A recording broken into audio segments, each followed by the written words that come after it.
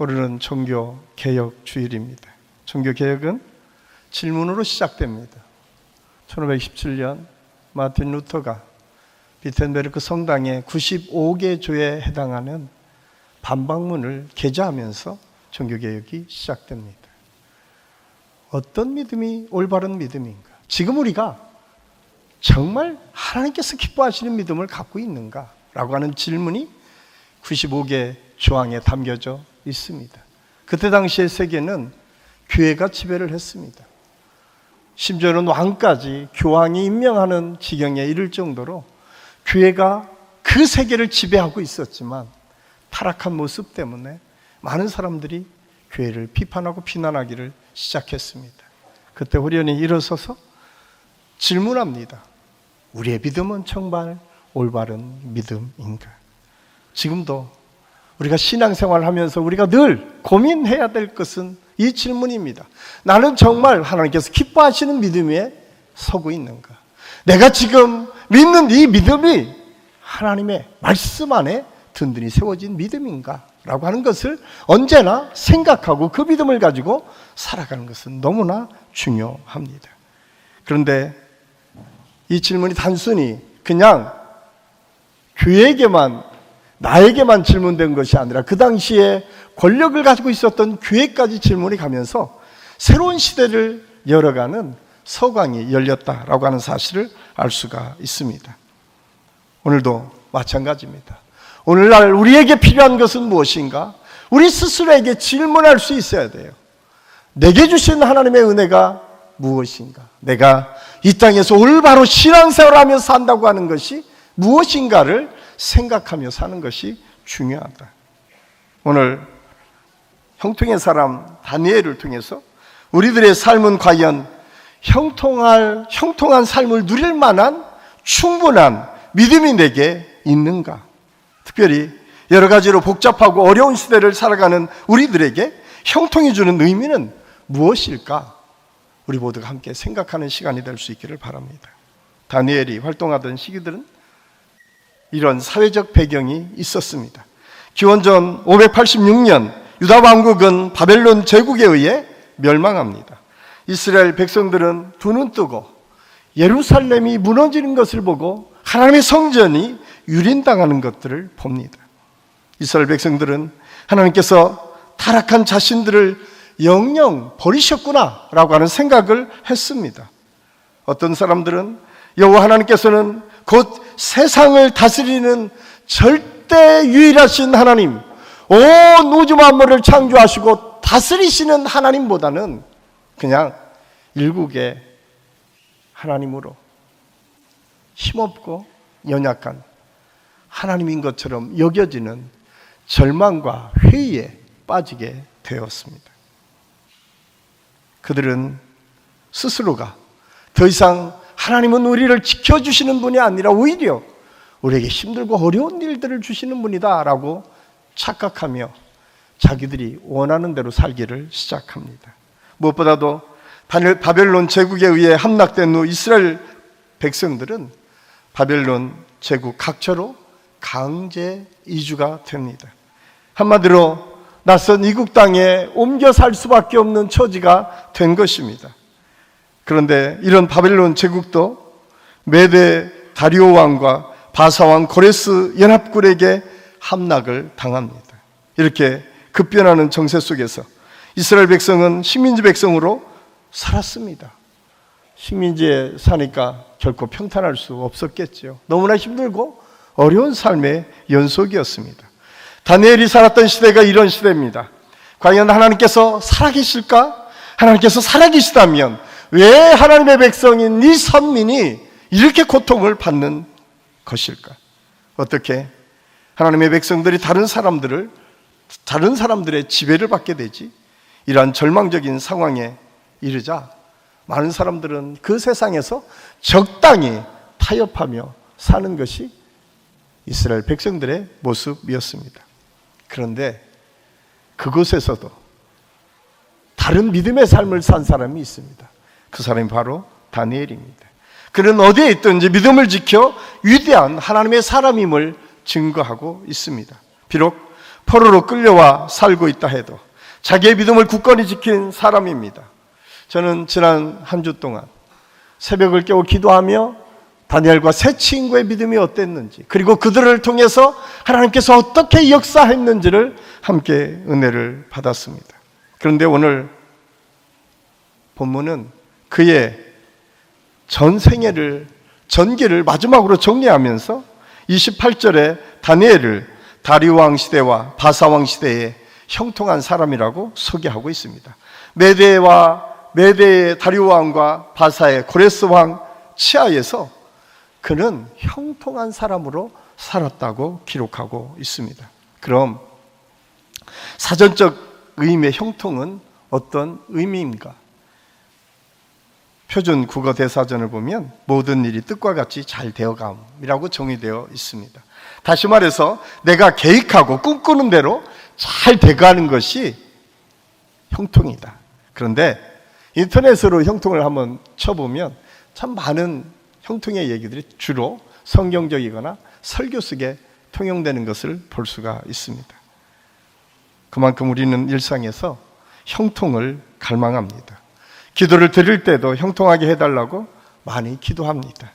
그럼 형통이 갖고 있는, 특히 그리스도인들에게 주는 형통의 의미는 무엇일까? 오늘 다니엘을 통해서 배우게 될 텐데, 가장 먼저 형통은 하나님께서 함께 하시는 것이 형통입니다. 다니엘서는 크게 두 부분으로 나누어져 있습니다. 1장에서 6장까지 전반기에 다니엘의 전기에 대해서 쓰여 있고, 7장에서 12장까지는 다니엘을 통해서 주신 환상, 그 미래가 어떻게 펼쳐질 것인가에 대한 기록입니다. 28절을 보면 다니엘의 생애를 한 절로 축약해 놓았습니다. 이 다니엘이 다리오 왕의 시대와 바사 사람 고레스 왕의 시대에 형통하였더라. 다니엘이 살았던 시대를 너무나 간략하게 소개하고 있습니다. 그런데 이 간략한 소개에도 나라와 이름이 다른 두 왕이 등장하는 것을 보면 결코 시대가 평탄했던 것 같지는 않습니다. 소용돌이 속에 지내는 환경에 있었지 않았을까 우리가 미루어 짐작할 수 있습니다. 바벨론의 포로로 잡혀와서 바벨론이 망하고 잠시 메대 바사 과도기 정부가 세워지고 다시 바사 왕국 고레스가 통일을 하는, 이 지금으로 얘기하면 페르시아라고 하는 나라가 그 고대 근동 지역을 다 통일할 그때가 다니엘이 살았던 시대입니다. 그런데 다니엘은 그렇게 오랫동안, 그렇게 몇 세대에 거쳐서 왕이 바뀌어지고 또 다른 사람들이 지배하는 그때에도 하나님의 은혜를 통해서 높은 지위에서 선한 영향력을 끼치는 리더로 살았다라고 성경은 말씀해주고 있습니다. 그래서 많은 사람들은 다니엘을 형통의 사람이다 라고 얘기를 합니다. 그런데 다니엘의 삶을 상세하게 자세히 그 삶을 들여다보면 결코 평탄하지 않았던 것을 알 수 있습니다. 그는 어린 나이에 포로로 잡혀갔습니다. 포로로 잡혀간 그 바벨론에서는 이름도 함부로 쓸 수 없이 이름을 바꿔야 했습니다. 우리나라도 이런 아픈 기억이 있죠. 창씨개명을 통해서 우리의 본래 이름을 잃어버리고 일본 이름을 지었던 아픈 역사가 있었습니다. 지금 이스라엘 백성들이 그랬습니다. 이스라엘 백성들이 바벨론의 포로로 잡혀가서 가장 먼저 당한 일은 자기 말을 쓰지 못하고 자기 이름을 쓰지 못하는 안타까운 현실이었음을 알 수가 있습니다. 뿐만 아니라 다니엘은 때마다 모함하는 사람들이 생겨서 어려운 적이 한두 번이 아니었습니다. 대표적으로 우리가 바로 6장에 소개된 노년의 다니엘, 그는 사자굴에 던져지는 위험한 상황에 노출되어 있었음을 알 수가 있습니다. 그런 다니엘의 삶을 성경은 형통했다라고 표현하고 있습니다. 어떻게 다니엘의 삶을 이렇게 힘들고 어려운 삶의 연속이었는데 형통하다고 했을까? 바로 그가 어떤 삶의 형편에 처했든지 하나님께서 함께 하셨기 때문에 그렇습니다. 비록 환난과 시련과 풍파가 매섭게 그의 삶을 공격하고 피곤하고 어렵게 만들었지만 그는 강하고 능하신 하나님, 신실하신 하나님, 자비로우신 하나님께서 언제나 그를 보호하시고 지켜주실 것이라고 하는 확실한 믿음이 그에게 있었습니다. 그래서 그가 누리는 평안은, 그가 누리는 이 형통은 누구도 빼앗을 수가 없었습니다. 사람들은 일반적으로 형통이라 하면 원하는 모든 것이 잘 되고 하는 일이 순탄하고 성공하는 것을 생각합니다. 물론 그것도 역시 형통의 한 부분일 수 있습니다. 그러나 다니엘이 지금 고백하고 있는 형통은 그보다도 높은 수준의 형통을 말합니다. 성경에서 말씀하시는 형통은 시련에도 굴하지 않고 환난에도 무너지지 않으며 죄악 세상의 풍파 앞에서도 의연히 굳게 서서 믿음을 지키며 살아내는 것을 의미합니다. 이 사실을 깨달았던 시편 성도는 시편 37편 24절 말씀을 통해서 이렇게 고백하고 있습니다. 우리 한번 띄워줘 보십시오. 그가 아주 엎드러지나 아주 넘어지나 아주 엎드러지지 아니함은 그의 손이 붙드심이로다. 시편 성도는 그렇게 고백하고 있어요. 넘어질 수 있다. 너희들이 이 세상을 살면서 힘들 때마다 넘어질 수 있다. 그러나 아주 엎드러지지 않는다. 끝나지 않는다는 거예요. 주의 오른손이 그를 붙잡아 주셔서 다시 일으켜 세워준다고 성경은 우리에게 말씀해주고 있습니다. 이것을 깨닫는 것이 형통이고 이것을 우리 삶에서 이루는 것이 형통이다라고 말씀하고 있습니다. 그러나 오늘 다니엘을 통해서 역사하시는 하나님의 형통, 그 형통이 바로 이 함께 하시는 형통임을 알 수가 있습니다. 어떤 시련이나 환난과 풍파 속에서도 잠잠히 하나님의 도우심을 구하며 마침내 시련과 풍파에서 건지시고 더 큰 축복의 길로 인도하시는 하나님의 형통을 몸소 체험하는 은혜, 이것이 형통의 사람들에게 주신 하나님의 약속임을 알 수가 있습니다. 이 놀라운 사실을 알았던 시편 성도는 그의 인생의 바다를 인생을 바다로 비유하며 이런 고백을 합니다. 잔잔한 바다를 지나게 될 때 확 트인 시야와 아름다운 광경들을 볼 수 있지만 갑자기 광풍이 불면 너무 파도가 세서 때로는 위로 올라갔다가 내려갔다가 때로는 이리 구르고 저리 구르고 이런 모습들이 그들에게 있을 수 있다라고 말씀하고 있습니다. 그러면서 이렇게 고백하고 있습니다. 시편 107편 28절에서 30절까지 말씀입니다. 우리 함께 읽겠습니다. 이에 그들이 그들의 고통 때문에 여호와께 부르짖음에 그가 그들의 고통에서 그들을 인도하여 내시고 광풍을 고요하게 하사 물결도 잔잔하게 하시는도다. 그들이 평온함으로 말미암아 기뻐하는 중에 여호와께서 그들의 바라는 항구로 인도하시는도다. 아멘. 하나님께서 광풍이 부는 그때에 함께해 주셔서 평온의 바다로 그들을 이끌어 주신다고 성경은 말씀해 주고 있습니다. 형통은 이렇게 하나님의 은혜로 평온함과 기뻐하는 중에 이미 축복의 항구로 들어가는 것이 형통입니다. 저는 한신교회 모든 성도들 가운데에 이런 하나님의 은혜와 축복이 임할 수 있기를 예수님의 이름을 간절히 축원합니다. 두 번째로 형통은 화해와 평화를 이루며 사는 것이다 라고 말씀합니다. 일반적으로 형통은 대부분 사람들이 개인적인 형통에만 관심을 갖고 있습니다. 그러나 성경의 형통은 단순히 개인적인 형통만을 의미하지 않습니다. 주변이 살아나고 달라지는 역사를 동시에 경험하게 되는 것이 형통이라고 말씀하고 있습니다. 사자굴에 들어간 다니엘, 그는 하나님의 도우심으로 사자굴을 벗어나게 됩니다. 그리고 편안한 뱀을 세우고 그 다음날 굶주린 사자전에서 구하시고 함께 하시는 하나님의 은혜를 경험하게 됩니다. 그리고 나서 22절에 다니엘은 이런 고백을 하나님께 올려드립니다. 우리 22절 같이 읽겠습니다. 나의 하나님이 이미 그의 천사를 보내어 사자들의 입을 봉하셨으므로 사자들이 나를 상해하지 못하였사오니 이는 나의 무죄함이 그 앞에 명백함이오며 또 왕이여 나는 왕에게도 해를 끼치지 아니하였나이다 하니라. 아멘. 오늘 다니엘을 통해서 고백되어지는 것은 무엇입니까? 이것은 단순히 나를 해한 것뿐만 아니라 이 모든 나를 모함하는 것들이 다 없어지고 이것으로 인해서 내가 누군가를 핍박하고 누군가 관계가 깨지고 심지어는 왕에게조차도 해를 끼치지 않겠다라고 그는 고백하고 있습니다. 다니엘이 사자굴에 던져졌을 때 하나님께서 이미 천사들을 통해서 사자들의 입을 봉해셨다고 증언합니다. 이 말씀이 그 방법이 어떤 방법인지는 정확하게 소개되어 있지 않았습니다. 그러나 어쨌든 사자굴에 빠진 다니엘을 사자가 해치지 못했다라고 성경은 기록하고 있습니다. 나아가 다니엘의 입술을 통해서 고백되는 내용은 나는 무죄합니다. 나는 누구를 해하는 사람이 아닙니다.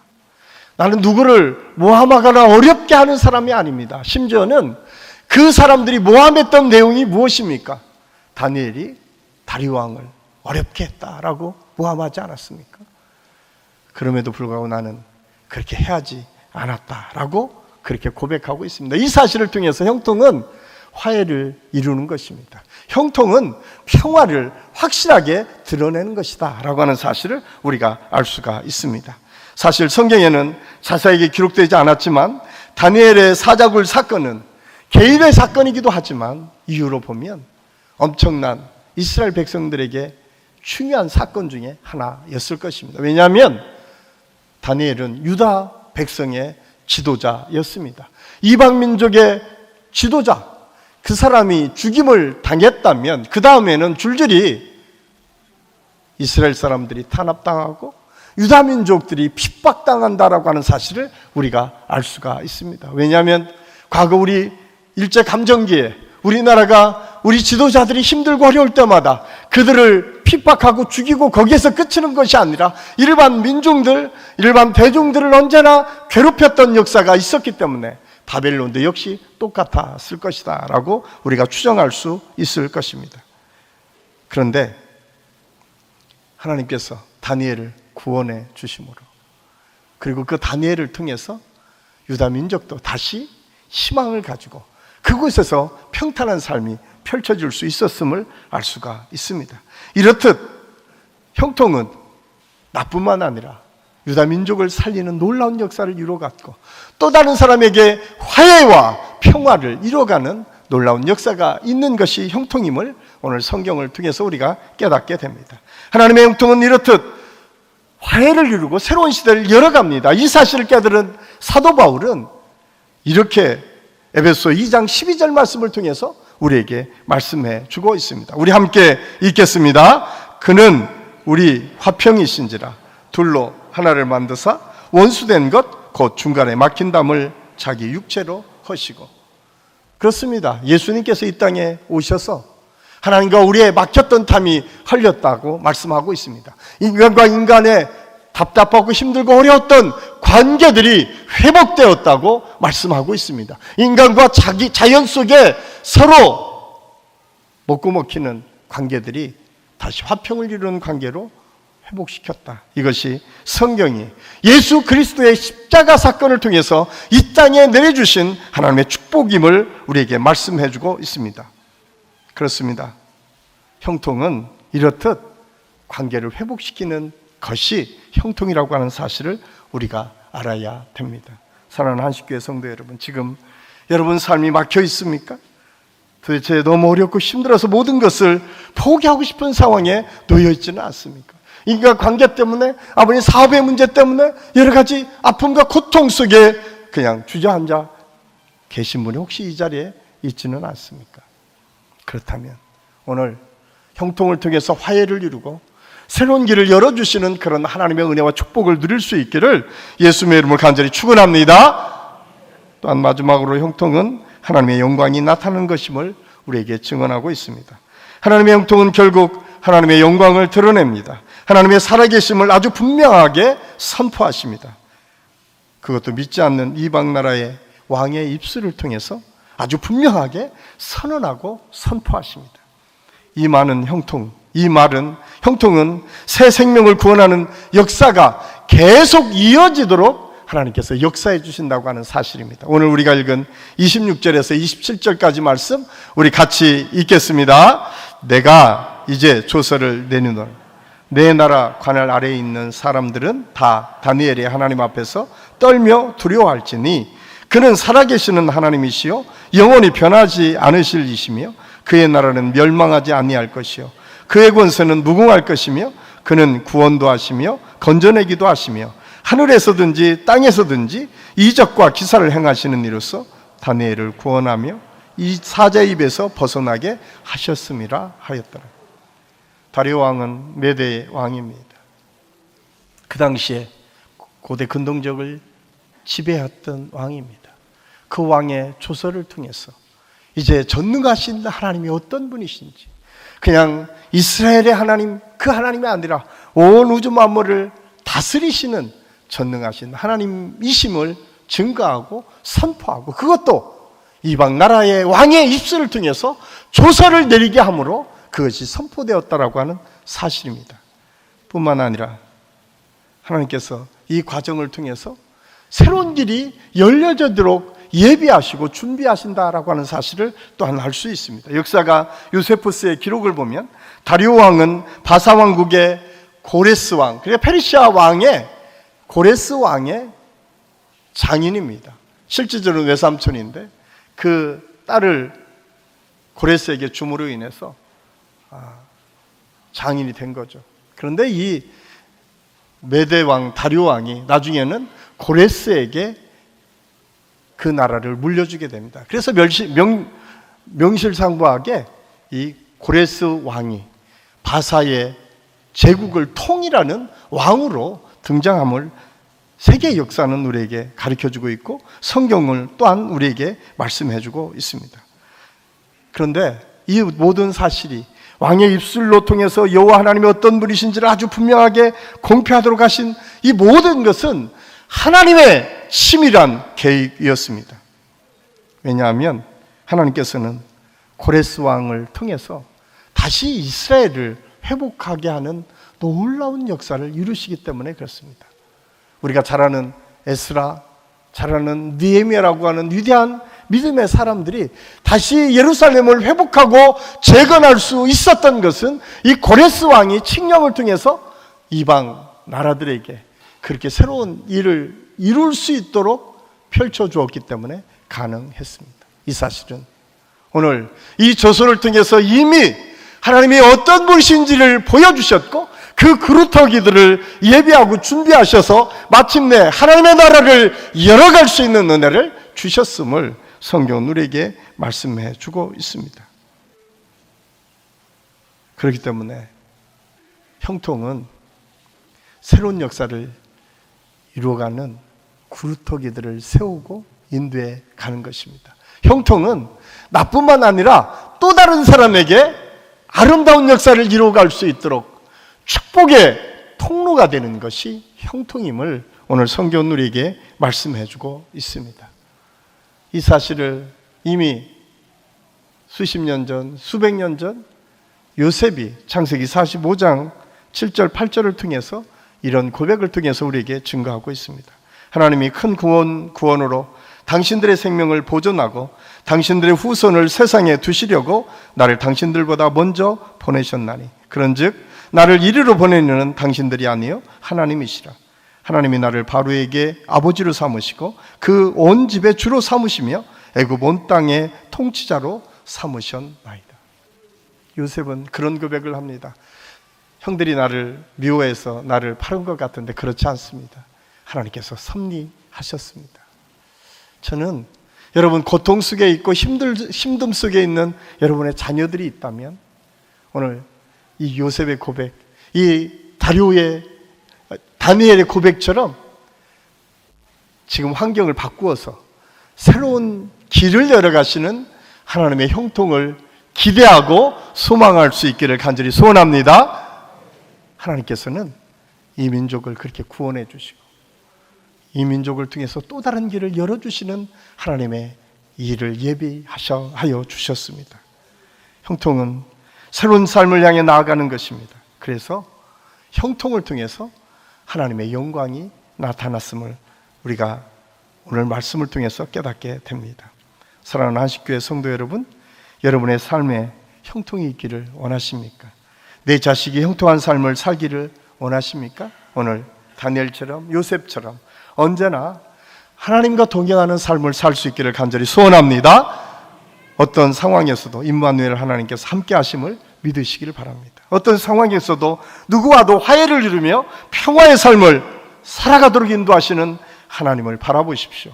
하나님의 영광을 위하여 환경을 바꾸어 영광을 받으시는 하나님을 온전히 신뢰하며 나아가는 믿음의 역사가 우리 한식의 모든 성도들의 삶과 우리 자녀들을 통해서 계속 이루어질 수 있기를 예수님의 이름으로 간절히 축원합니다. 기도하겠습니다. 사랑의 아버지 하나님, 은혜를 감사합니다. 오늘 말씀을 통해서 우리가 어떻게 하나님의 은혜를 구하고 또 하나님께서 우리의 형통의 삶을 어떻게 이루셨는지를 함께 생각했습니다. 형통은 어떠한 상황에서도 흔들리지 않는 믿음으로 함께하는 것이고 우리와 동행하시는 하나님을 언제나 느끼고 체험하는 것이고 그것을 통해서 평화를 이루고 화해를 이루고 마침내 새로운 길을 열어가시는 하나님의 능력을 체험하는 것임을 말씀을 통해서 배웠사오니 우리 사랑하는 모든 성도들 삶 가운데 그 자녀들의 미래 가운데 이런 형통의 삶이 넘칠 수 있도록 인도하여 주시옵소서. 예수님의 이름으로 감사드리며 기도하옵나이다. 아멘.